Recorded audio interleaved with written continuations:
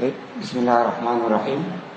Assalamualaikum warahmatullahi wabarakatuh.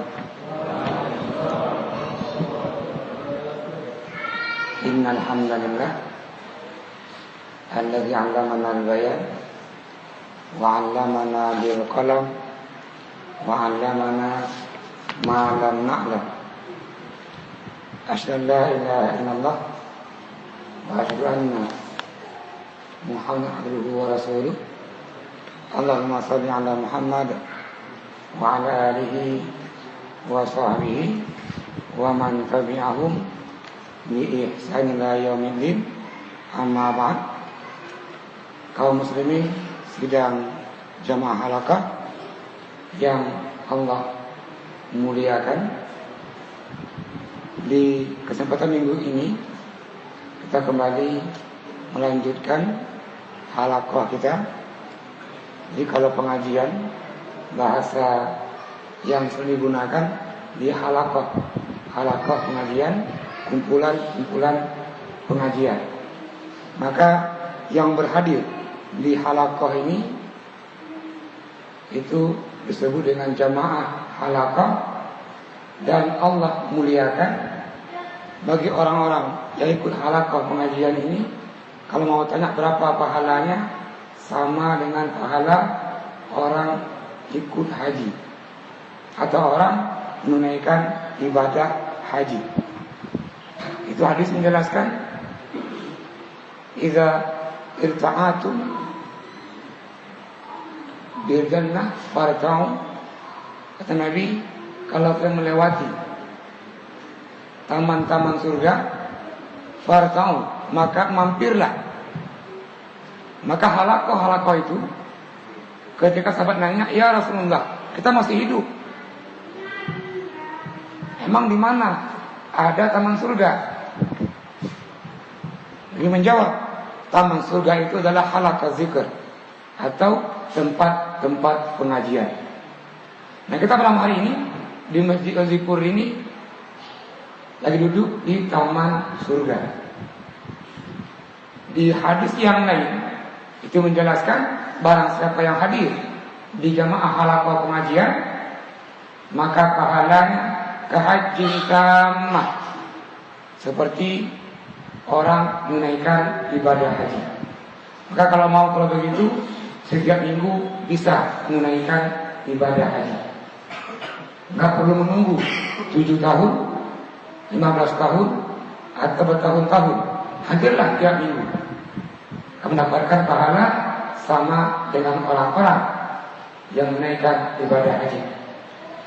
Kaum muslimin sedang halaqah yang saya hormati, karena waktunya singkat ini, jam 8:15 nanti isya. Terhitung kita cuma ini 45 menit dari sekarang. Maka saya langsung mulai dengan pertanyaan yang belum terjawab di pertemuan sebelumnya. Sebelum saya mengutip bahan-bahan selanjutnya, ini bisa saya klik pertanyaannya tapi hilang. Saya mohon maaf juga, enggak sempat baca karena kesibukan saya memang bekerja, dan ketika lanjut halaqah pengajian enggak sempat baca ini. Nanti yang mampu saya jawab akan saya jawab, yang enggak mampu akan kita pending untuk pertemuan selanjutnya. Baik, kita mulai. Assalamualaikum Ustaz, boleh enggak kalau sholat enggak tepat waktu? Seandainya waktu sudah masuk, tapi kita masih melakukan kegiatan dan melanjutkannya. Iya. Di antara syarat sah sholat itu adalah pada waktunya. Artinya bahwa enggak sah sholat kita ini kalau bukan pada waktunya. Misal isya jam 8:13. Ada orang sedang isyaknya dipercepat jam 7:45. Artinya bahwa waktu isya belum masuk, maka sembahyangnya tidak sah. Dalam Al-Quran An-Nisa ayat 103, kata Allah, Inna salata kana 'alal mu'minina kitaban mauquta. Sembahyang yang Allah perintahkan itu punya waktunya. Subuh punya waktunya. Kapan waktunya? Terbit fajar shadiq sampai sebelum terbit matahari. Zuhur punya waktunya. Kapan? Tergelincirnya matahari sampai bayang-bayang sebajar. Maghrib punya waktunya. Kapan maghrib ini? Di langit muncul syafaqul ahmar, yang merah-merah itu, tanda bahwa waktu maghrib sudah masuk. Kapan habisnya? Habis syafaqul ahmar itu, maka waktu maghrib juga habis. Masuk waktu isya. Nah, isya panjang waktunya. Sampai kapan? Sebelum subuh. Maka waktu yang Allah tetapkan itu luas. Mana luasnya? Lebih panjang ketimbang waktu sholatnya. Mungkin 5 menit, 10 menit. Waktunya lebih dari itu. Nah, pertanyaannya, bagaimana kita mengakhirkan atau sembahyang bukan pada waktunya? Perintahnya tadi adalah sembahyang pada waktunya. Ini misal Isya jam 8:13. Ada orang sembahyang jam 9. Apakah sah sembahyangnya? Sah sembahyangnya. Kenapa? Waktu subuh belum masuk. Dan waktu Isya masih ada. Nah, selama waktu masih ada ini, dia sah sembahyangnya. Yang jadi masalah adalah orang-orang yang ulur-ulur. Sebentar lagi, ini lagi ada bola, lagi main nih, Indonesia lawan Malaysia kan. Undur. Habis Indonesia lawan Malaysia, sambung lagi, Belgia lawan Prancis misalnya. Antar lagi. Sampai habis waktunya, isyaknya belum. Termasuk dia kelompok ini, fawailul lil musallin. Celakalah orang-orang yang salah. Maka dalam surah Maryam itu ayat ke-59 kata Allah, fakhalafa min ba'dihim khalq. Nanti ada masa, ada generasi atau orang-orang beriman masa itu suka dia mengakhir-akhirkan sholat sampai tinggal sholat. Sambungan ayat tadi, aqamus sholat. Mana orang-orang yang menyiapkan sholat inilah yang sering mengulur-ulur waktu sholat. Fakhalafa min ba'dihim khalqun aqamus sholat. Namun ayat itu mengancam. Kata Allah, saufa yalqauna ghayya. Makna saufa itu waktu yang akan datang, namun dia pasti. Dia kajian bahasa. Maka orang-orang yang sering mengulur-ulur waktu ini, fayalqauna ghayya, akan mendapatkan dia ghayya. Apa itu ghayya? Tafsir Ibnu Katsir itu menjelaskan makna ghayya adalah lembah jahanam. Nah, hampir semua tafsir ini menjelaskan apa makna ghayya, wadun jahannam, lembah jahanam. Namun tafsir Ibnu Katsir dirinci menjelaskan makna ghayya itu satu sumur yang dalamnya dia khamsina kharifan. Kalau orang pergi atas sebuah sumur, lempar batu atau atas sumur itu, maka batu ini akan sampai ke dasar sumur, perlu waktu dia khamsina kharifah, 50 tahun. Itu kedalaman ghayya itu. Apa isinya?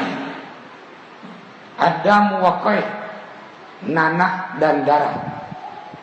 Nah, orang-orang yang seperti tadi sering ulur-ulur waktu dan Allah tempatkan dia dalam ghayya, dalamnya 50 tahun. Kita berjalan, isinya nanah dan darah. Siapa yang bilang? Allah yang bilang. Terus mungkin saja ini, Ustaz, kalau pengajian lama-lama lah, mungkin saya begitu saya di.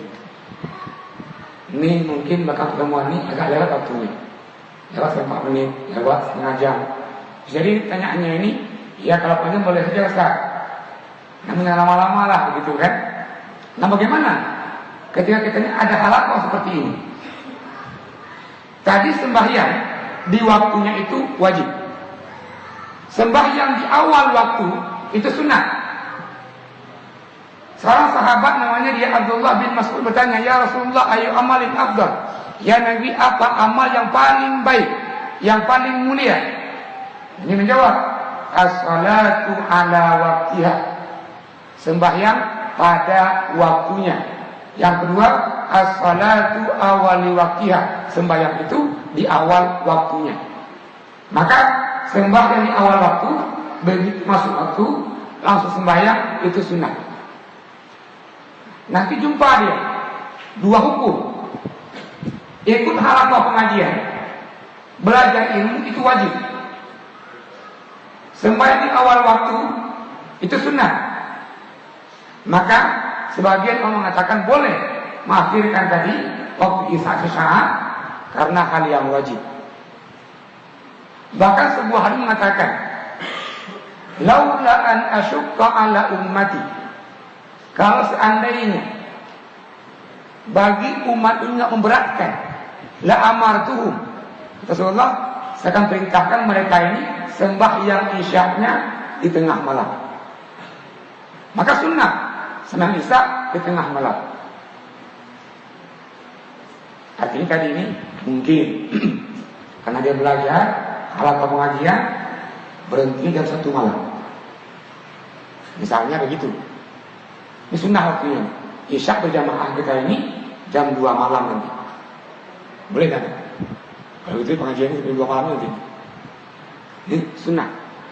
Artinya juga tadi dalam hadis lain dikatakan juga, ketika di Madinah, di Mekah itu di siang hari sangat panas.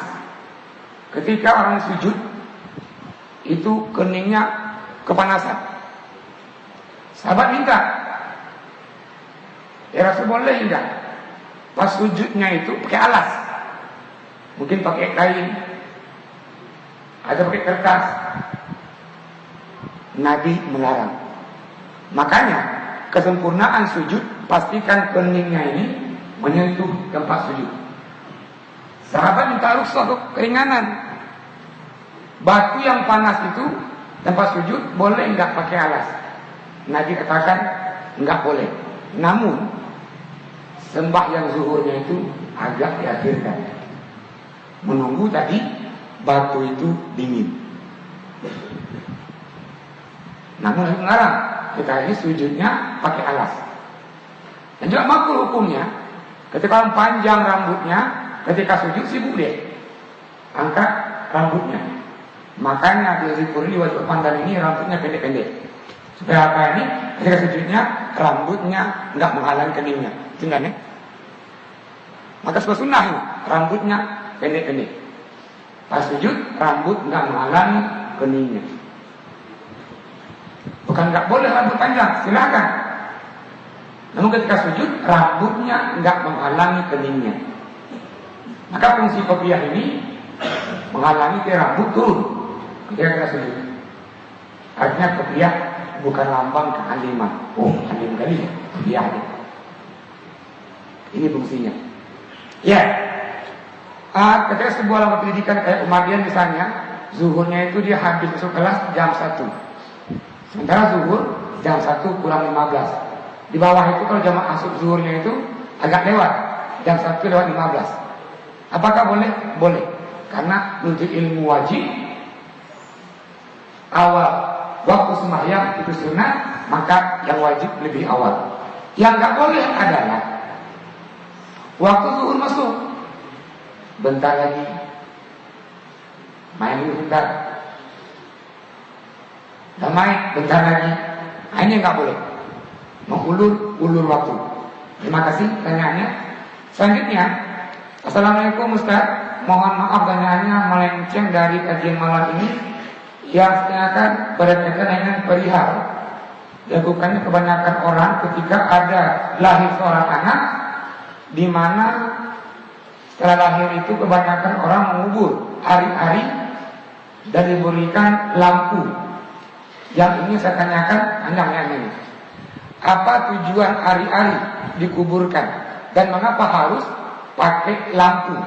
Adakah dalil yang membolehkan perihal tersebut? Ya, terima kasih. Kita agak baca sedikit, ya Bapak ya. Ini hukum akikah. Yang sunnahnya itu punya hadis menjelaskan kalau mau buat akikah dan potong rambutnya, berikan nama itu pisabi min umri, hari yang ketujuh. Namun jikalau ayahnya tak mampu beli kambingnya ini, bagaimana? Boleh sebelum anak itu balik. Lantas bagaimana kalau sudah balik? Bahkan di dewasa dia. Kalau tahu bahwa dia belum diakikah, dia boleh akikah diri sendiri. Nabi akikah diri sendiri di umur 40 tahun. Dan dia disunat. Nah, sunat juga disunat. Maka ini, kalau hukum sunat ini kapan mulainya? Itu sunat Nabi Ibrahim. Nabi Ibrahim disunat di umur 70 tahun. Wih, dan bahkan disunatnya bukan pakai gunting, bukan pakai pisau-pisau yang kecil-kecil itu. Punya hadisnya dia bil kudum, pakai kapak. Coba bayangkan apa gedenya itu. Pakai kapak. Jadi ikhtatana Ibrahim alaihissalam wa huwa sab'in bil kudum, itu punya hadisnya. Artinya ini kita ini sunat ikut juga sunat Nabi Ibrahim. Sama halnya ini kita ini nanti kurban itu ikut juga sunat Nabi Ibrahim. Ya, tadi kan ke ari-ari tadi. Yang pertama menguburkan ari-ari. Ini dua hal ini. Menguburkan ari-ari yang pertama, yang kedua menggunakan lampu di tempat dikuburkan ari-ari itu. Yang pertama ini menguburkan ari-ari, itu disunnahkan.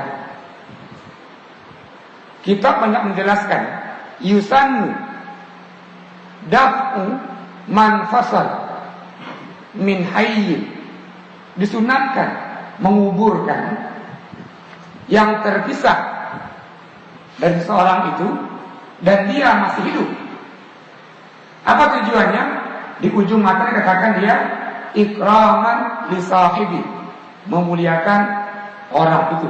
Maka kata Al-Quran, laqad karramna bani Adam. Nah, orang cara memuliakannya dikuburkan. Maka kata orang meninggal dikuburkan. Jadi menguburkan jenazah bagian dari memuliakan orang, memuliakan anak cucu Adam. Maka nanti kalau ada orang-orang diamputasi, mungkin kecelakaan, kakinya diamputasi, atau mungkin tangannya, atau anggota tubuhnya, maka anggota tubuh yang terpotong ini sunnahnya dia dikuburkan, namun nggak perlu disolatkan. Ini misal kaki terpotong, kaki ini dikuburkan, tidak ada sembahyang untuk kaki, jangan sembahyang untuk jenazah. Di kaki nggak usah disolatkan. Kalau juga ada sholatnya, bagaimana niatnya? Sengaja saya sunat untuk kaki siapa? Kaki orang ini. Jadi kan panjang masalahnya. Makanya kalau ada yang terpotong nanti, makanya sunatnya dia dikuburkan, nggak mesti disolatkan. Termasuk sunnah juga orang yang potong rambut yang terpotong, kuku yang terpotong, itu sunnahnya dia dikuburkan. Kawan-kawan yang usaha potong rambut yang dah habis potong itu jangan dibakar, kumpulkan dan kuburkan. Itu dia sunnahnya. Berapa kedalamannya? Kedalamannya yang nggak mungkin dijangkau oleh datang buas. Sesuaikan apakah semeter atau berapa. Ini tadi. Itu kalau begitu hari-hari termasuk juga bagian dari tubuh terpisah tadi ini mungkin bentuk dia daging atau mungkin itu dia darah, maka sunnah dia untuk dikuburkan.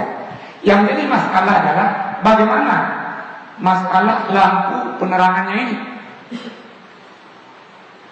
Yang pertama, kalau lampu itu nggak ada fungsinya, maka itu mubazir, buang-buang minyak. Agama kita ini larang mubazir. Yang kedua, kalau ada keyakinan bahwa kalau nggak ada lampu misalnya, nanti ada jin-jin nanti ambil, atau mungkin orang-orang yang ahli pedukunan mungkin mengambil.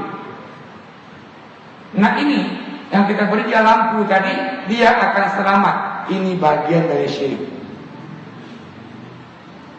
Ini kajian tauhid ini. Artinya bahwa kita ini Allah berikan kelapangan, kesempitan sebagai ujian, itu Allah yang berikan. Dengan anggapan bahwa ini ada orang ketika mau kita anak, dia beli makannya enak-enak, buah-buahan yang enak-enak, kayak anggur, apel. Nah buah apel anggur ini bukan dicicipkan ke anak bayi itu, dikasih ke kambingnya. Kambing nggak biasa makan anggur. Yang benarnya dia, ketika lahir adiknya Anas bin Malik, Anas bawa ke Rasulullah, ya Rasulullah, adik saya lahir. Ayahnya ini namanya Abi Tolha, ibunya Umi Sulaim. Kata Anas, ya Rasulullah, ini adik saya lahir, tolong berikan dia nama. Rasul nama anak itu namanya dia Abdullah bin Abi Tolha. Ditanya, ya Anas bawa apa? Kata Anas, Rasulullah saya bawa ini kurma. Rasul mengunyah kurma itu, mencicipkan ke adik Anas bin Malik. Maka sunnahnya dia, anak bayi itu cicipkan dia yang manis, madu misalnya, buah anggur tadi, atau air apel tadi. Artinya bahwa apelnya, anggurnya jangan kasih ke si kambingnya. Kami yang kepala dia, tanda bahwa dia nggak biasa makan anggur, rumput biasanya katanya. Jadi kita ini ketika kekecarahan tadi lahir anak itu. Ya. Nah jadi kalau lampu itu nggak ada fungsinya, artinya ada manfaatnya ini, itu mubazir. Namun kalau ada ikut keyakinan bahwa dengan lampu itu anaknya akan terang hatinya misalnya, maka ini bagian dari khurafat. Kalau begitu, bagaimana hukumnya? Kalau tidak ada apa-apa di sini, maka itu nggak dibenarkan. Ada nas yang menjelaskan membolehkan. Namun jikalau ini kita tengah hutan di Gunung Kaya ataupun di Zipur ini, kalau kita kasih lampu mungkin di situ, nanti ada serigala yang akan muas, akan ambil itu untuk menjaga itu misalnya. Itu dibenarkan, namun tidak dianjurkan. Kita tadi mengubur hari-hari, yang benar dia kuburkan hari-harinya sunnah, namun yang pakai lampu itu masalah. Selanjutnya, assalamualaikum ya Ustaz.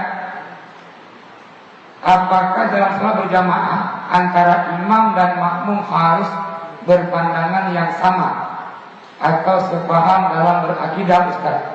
Kalau berbeda pandangan, apakah sah sholat berjamaahnya? Ya, terima kasih. Kita diperintahkan sallu kama ra'aitumuni usalli, sembahyanglah seperti sembahyangnya Nabi. Tidak ada perintah kita ini sembahyang suruh ikut sembahyang Imam Syafi'i, suruh ikut sembahyang Imam Hanafi, suruh ikut sembahyang Imam Maliki dan Hambali. Perintahnya ini sembahyanglah kamu seperti sembahyangnya Nabi. Maka kalau begitu, tuntunannya bagaimana Nabi sembahyang. Para imam mazhab tadi, semua imam mazhab ini dalilnya dari Al-Quran dan hadis. Yang menarik ungkapan Imam Ahmad bin Hanbal yang masyhur dengan Hambali. Apa kata beliau? La tuqallidu Hanafiyah, jangan ikut Hanafi. Wala tuqallidu Malikiyah, jangan ikut Maliki. Wala Syafi'iyah, jangan ikut Syafi'i. Wala tuqalliduni, jangan ikut saya. Kata Imam Malik. Di ujung kapan beliau, bal khuzu mimma akhazu. Namun ambillah dari mana kami mengambil hukum. Nah, semua mazhab ambil hukumnya Al-Quran dan hadis. Nah, kita boleh memahami dengan cara memahami Imam Syafi'i. Kita boleh memahami cara memahami Imam Hanafi. Jadi bagaimana kita berjamaah? Perintahnya adalah ju'ilal imamu liyutamma. Imam dipilih untuk diikuti. Kalau begitu, siapa yang makmum ikut imam. Yang sangat menarik, Imam Syafi'i pernah jadi imam di tempat Abu Hanifah. Imam Syafi'i ini imam yang subuh. Nah, murid Syafi'i sebelum sholat sudah mulai, kita pagi ini menang. Pasti nanti Imam Syafi'i baca subuhnya. Nanti jadi imam. Namun ternyata Imam Syafi'i jadi imam subuh itu enggak baca qunut. Habis sembahyang, murid Syafi'i nanya, ya Syekh, lima lantak qunut di hari subuh. Kenapa enggak qunut apa pagi ini? Kata Imam Syafi'i, saya menghormati Abu Hanifah yang tidak ada qunut. Selepon Imam Syafi'i pencetus qunut, sembahyang tempat Abu Hanifah enggak qunut, dia enggak baca qunut. Nah, kita hari ini ribut. Yang enggak qunut enggak sah subuh. Ini Syafi'i. Dan seterusnya. Maka akhlak, menghargai, menghormati sesama jauh di atas ilmu. Boleh ilmu banyak diikuti dengan akhlaknya. Maka bagaimana hukum seorang muslim mencaci muslim yang lainnya? Seorang muslim menghina muslim yang lainnya. Seorang muslim menyakiti muslim yang lainnya. Ini masalah. Hadis menjelaskan, sibabul muslimin fusuq. Seorang muslim menyakiti muslim yang tidak fasik. Wa qitaluhu kufur. Membunuhnya adalah kufur. Kafir. Maka tadi saling menghargai, menghormati itu lebih utama. Kalau begitu, bagaimana Ustaz? Ya, makmum wajib ikut imam. Kalau jamaah itu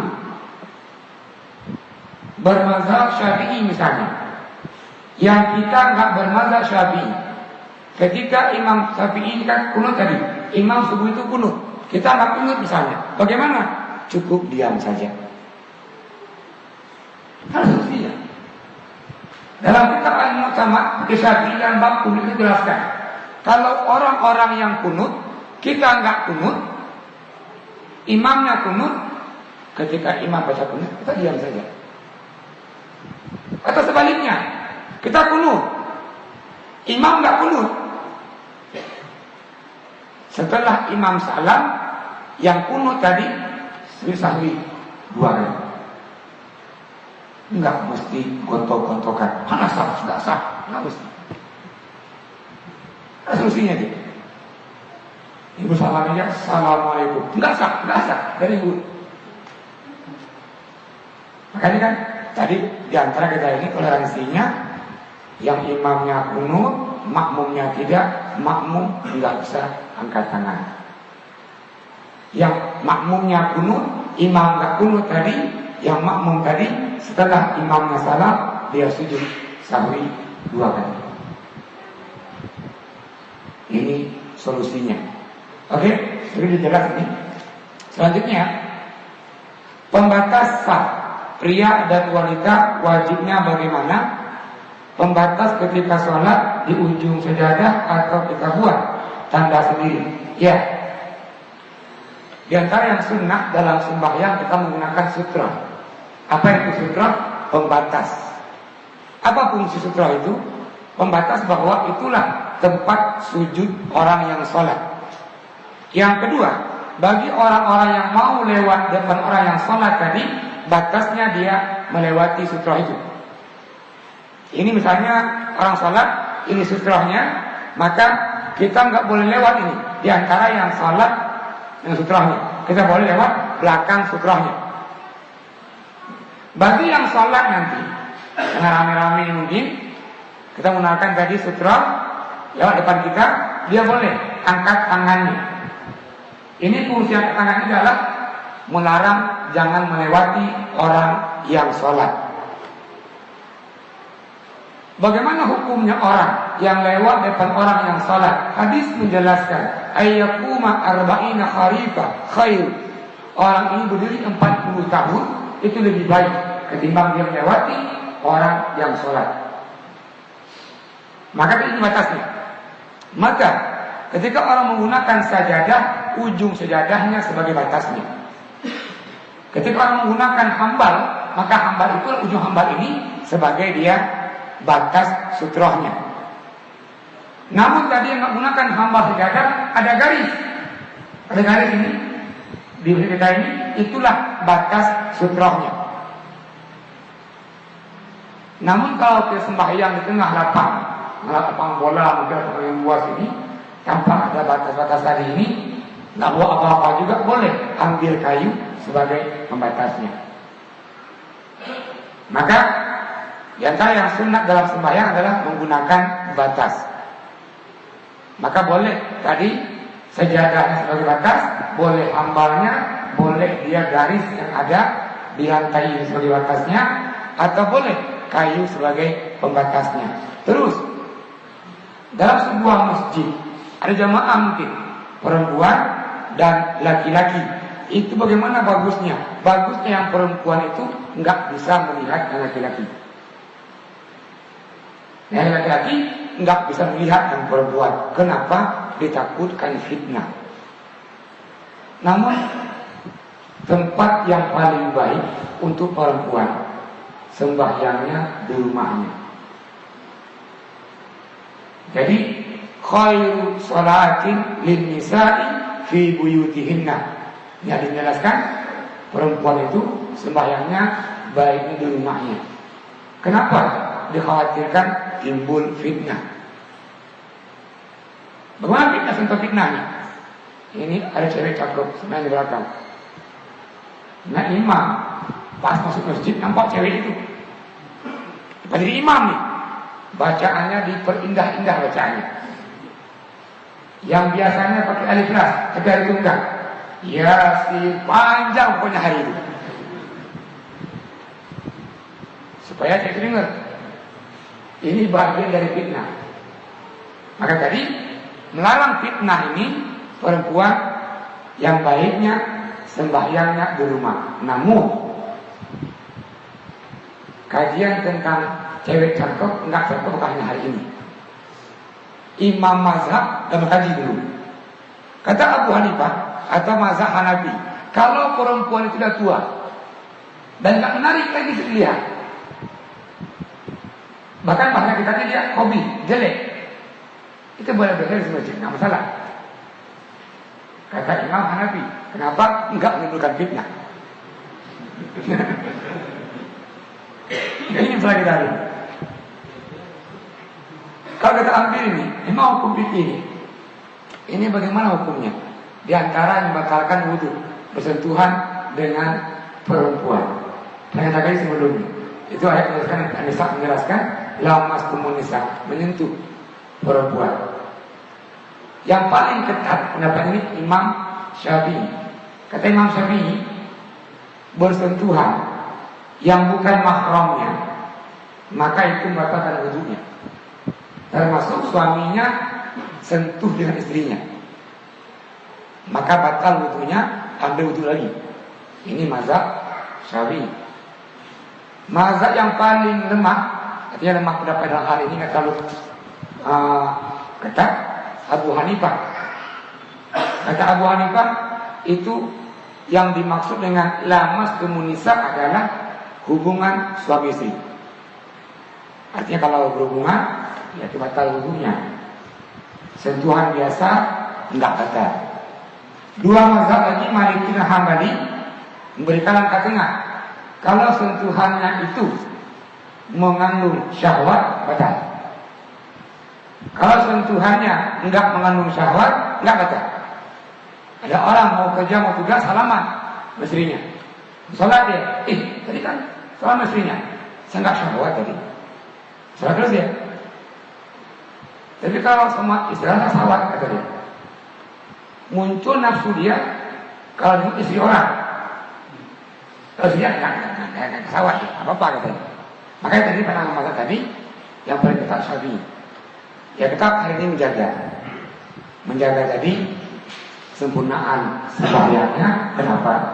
Bunyi hadis miftahus shalah atau kunci sembahyang itu suci. Artinya bahwa orang yang tidak suci nggak sah sholatnya. Usahakan sebelum sholat kita lepas dari hadas dan kita suci. Kita boleh ambil pendapat yang tengah tadi, pendapat Imam Malik sama Ahmad bin Hanbal, selama sentuhannya enggak mengandung syahwat itu enggak berbatal wudu. Namun untuk lebih berjaga-jaga ambil pendapat Imam Syafi'i. Apa tadi, walaupun sendiri khawatir ini bakal hindari.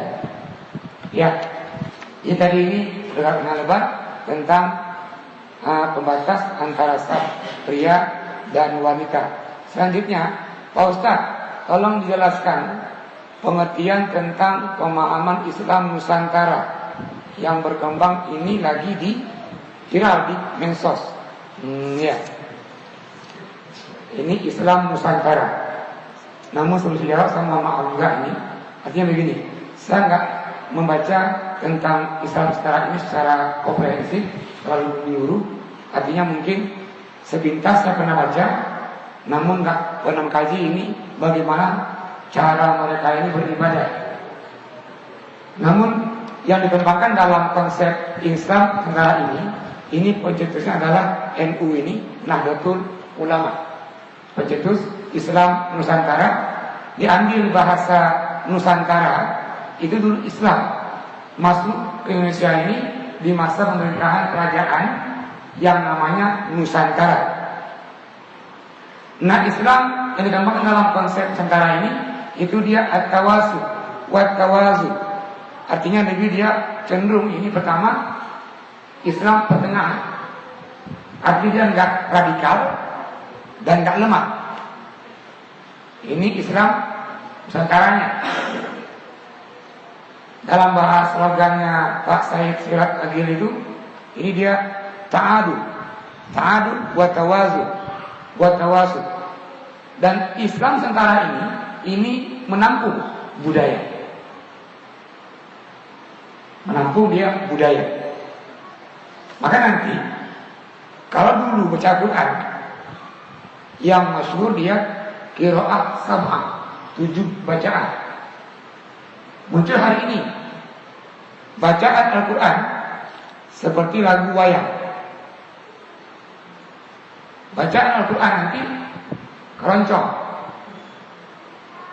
Muncul lagi budaya Padang nanti. Jadi baca Qurannya celempong. Wah, gitu kan. Muncul lagi di Aceh nanti. Baca Qurannya ala rabai. Nah, ini masalahnya ini. Namun kita nggak paham persis bagaimana bentuk ibadahnya. Namun konsep ini dikembangkan bahwa Islam ini Islam yang mengadopsi tadi, mengembangkan budaya. Artinya bahwa ini Islam ini melestarikan budaya yang ada di Indonesia.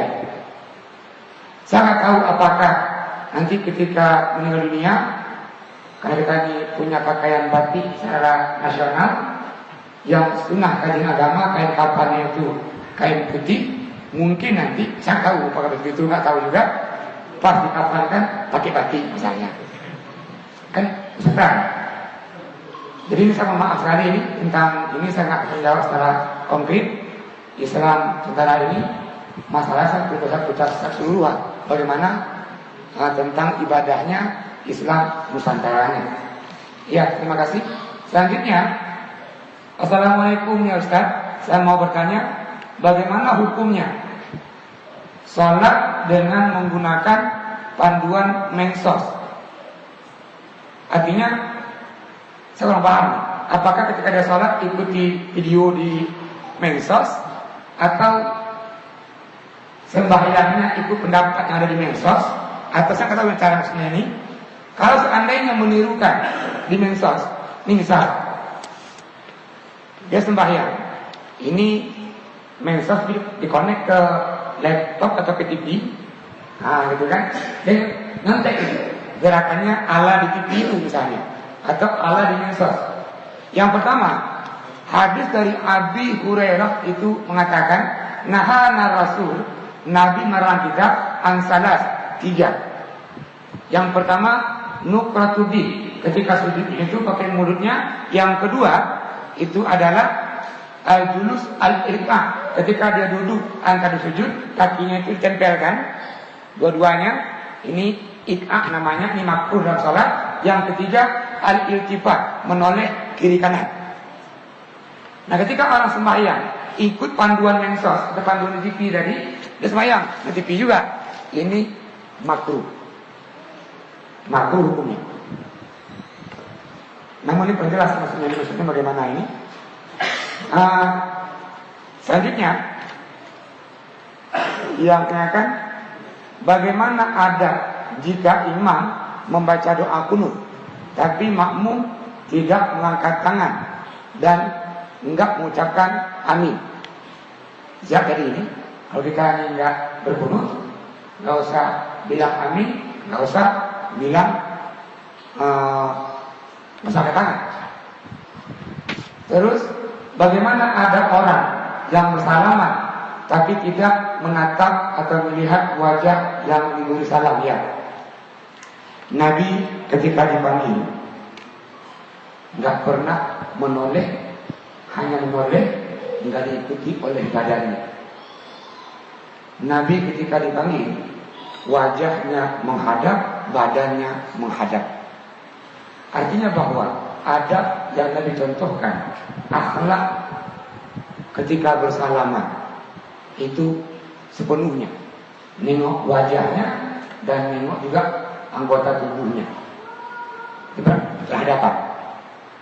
Ada orang kan dipanggil dari belakang, dia menoleh, namun badannya ke depan. Namun Nabi ketika salaman nggak pernah melepaskan salam sampai orang yang salam itu melepaskan tangannya. Kalau kita bukan adabnya tadi, kalau mau salaman, salamanlah seikhlasnya. Ikhlas lagi, ikhlas.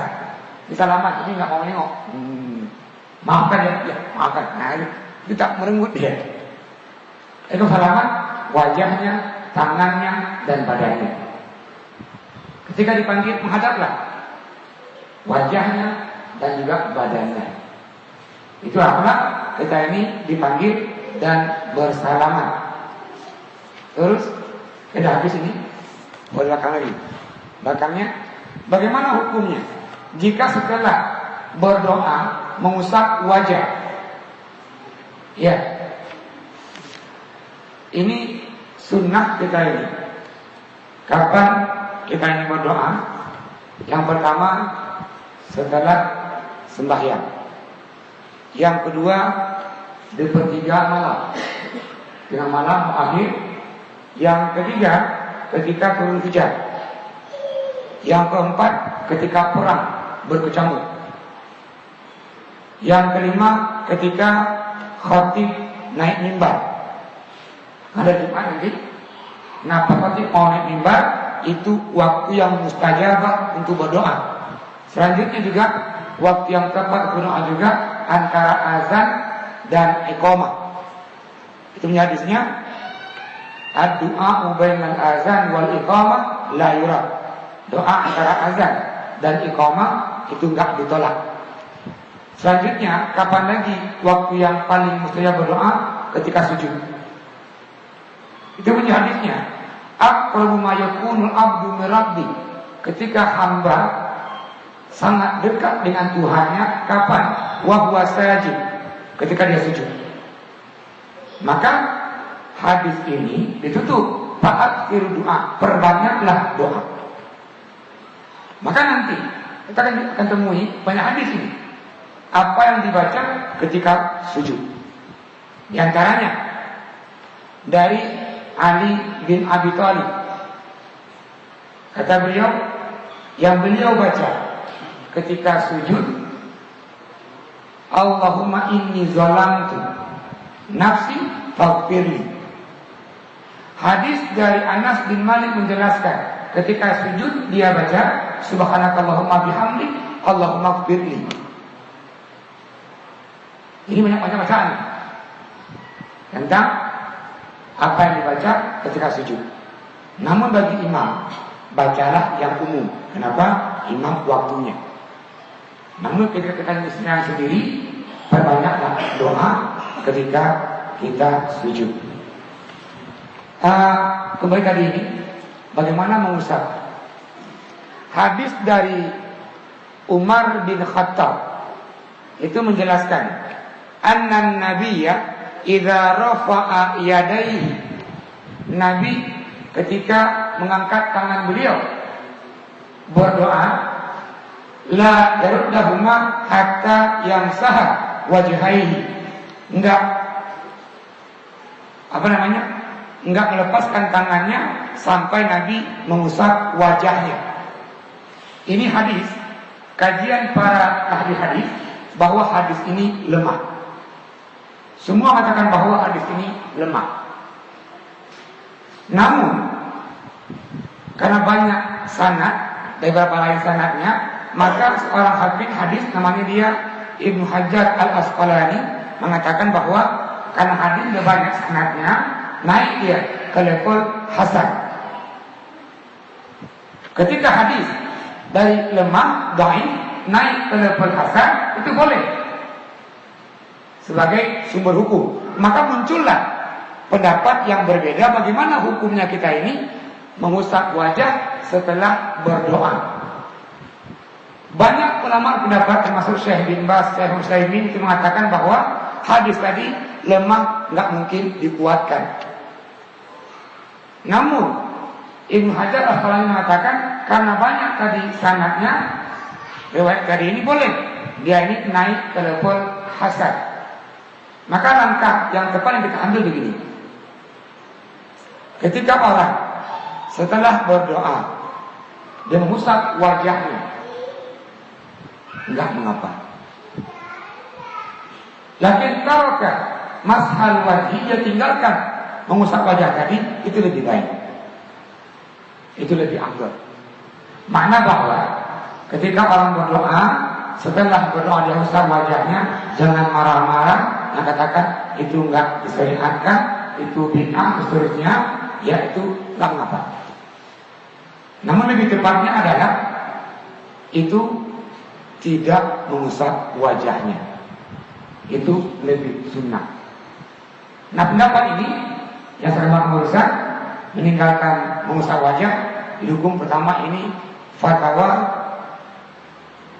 Ibnu Taimiyah, yang kedua fatwa Lajnah Daimah para ahli mufti Saudi, yang ketiga juga fatwa yang ada di Majelis Tarjih punya Muhammadiyah, yang keempat di kitab 4 mazhab.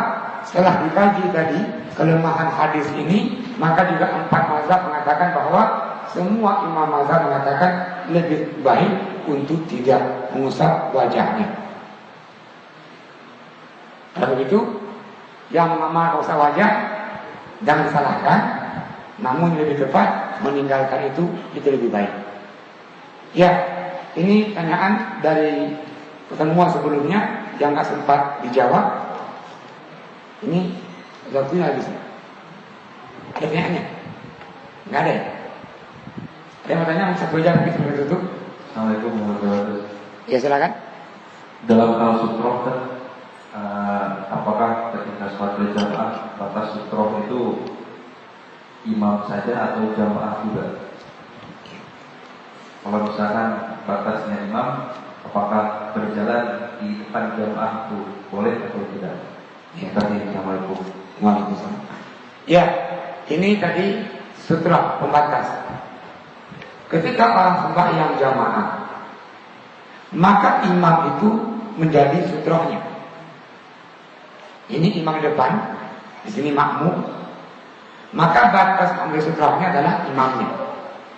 Oh, kita punya 2 saf atau 3 saf, maka saf yang belakang itu sutrohnya saf di depan. Oh, belakangnya lagi. Nah, saf yang ketiga itu sutrohnya batasnya saf yang kedua. Maka bagaimana orang kalau kentut dalam berjamaah? Kapan dia keluar dari jamaah itu? Tadi fungsi sutroh adalah itu batasan sujud, batas sujudnya. Maka kalau nanti sempat atau terjadi lagi berjamaah kentut, nah gitu kan? Kapan kita ini keluar dari jamaahnya? Tunggulah jamaah itu sujud, baru keluar. Kenapa? Sutrohnya nampak waktu dia sujud. Makna fungsi yang kedua juga, kenapa ketika orang sujud kita keluarnya, ada nggak nengok kita keluar. Yang ketiga, kenapa kita keluarnya ketika orang sujud nggak mengganggu jamaah. Coba bayangkan, pas dia kentut keluar ya, jamaah lagi berdiri, oh ini yang kentut, bau lagi, ya kan memang busuknya ini. Maka tadi kalau seperti kentut tadi dalam berjamaah, tunggu jamaah yang sujud baru keluar. Itu langkah yang lebih tepat. Namun kalau kajian batasannya, kalau kita punya imam menjadi sutra untuk saf di belakangnya. Kalau dia punya 3 saf yang kedua itu, saf yang pertama sutra untuk saf yang kedua, dan saf yang kedua sutra untuk saf yang ketiga, dan seterusnya. Terima kasih Pak Asep, tanyaannya. Kaum muslimin rahimakumullah, semoga yang kita kaji ini Allah ridhai dan dapat kita amalkan dalam kehidupan sehari-hari. Mohon maaf, mari itu dengan kafarah majlis. Subhanakallahumma bihamdi. Nah, kita astagfirullah wa atubu ilaih. Assalamualaikum warahmatullahi wabarakatuh.